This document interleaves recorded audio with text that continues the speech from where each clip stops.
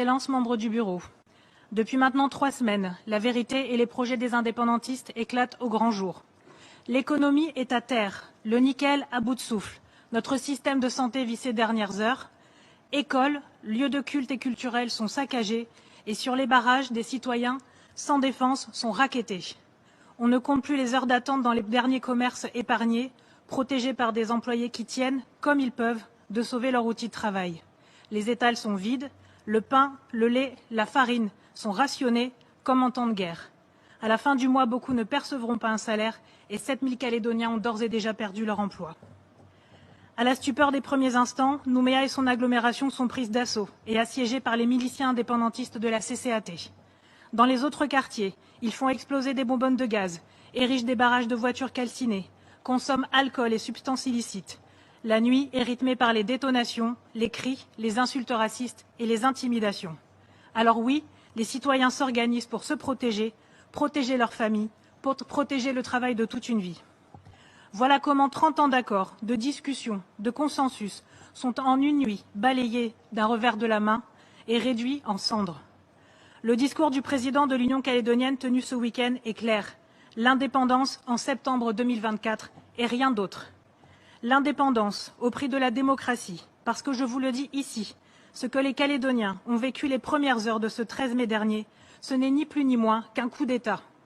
Ils ont tenté de prendre par la force ce qu'ils n'ont pu obtenir par les urnes.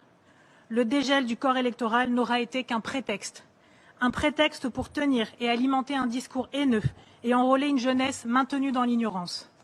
Un prétexte pour finaliser ce qui est entrepris depuis quelques années maintenant, obliger ceux qui n'adhèrent pas au projet d'indépendance à partir, et ce même s'ils sont nés en Calédonie ou s'ils se sentent calédoniens. Un prétexte, enfin, pour ne pas accepter leur échec au terme de l'accord de Nouméa, malgré le temps et tous les moyens humains et financiers nécessaires qui ont été mis en œuvre.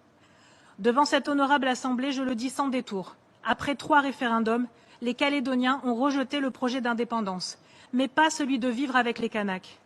En Nouvelle-Calédonie, votre Assemblée est utilisée comme caution morale par le président de la frange radicale des indépendantistes pour justifier leur combat politique et les exactions de ces dernières semaines. Et je n'ose croire que l'Organisation des Nations Unies ainsi que ce respectable comité puissent se sentir solidaires de cette situation qui endeuille notre pays.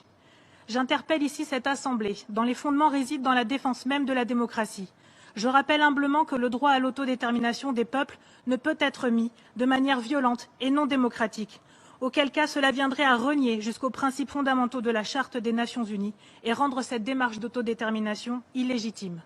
La Nouvelle-Calédonie est une nouvelle fois de plus marquée dans sa chair, mais dans tout ce chaos organisé, des voix s'élèvent des 2 côtés pour qu'il soit mis fin à cette escalade de violence.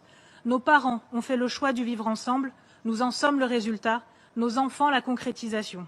Et même si la confiance semble aujourd'hui altérée, la volonté de construire ensemble est bien présente.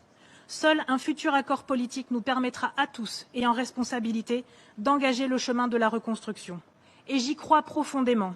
J'invite mes collègues indépendantistes à y prendre part, à revenir à la table des discussions, à nous parler et à construire ensemble notre pays. Je vous remercie.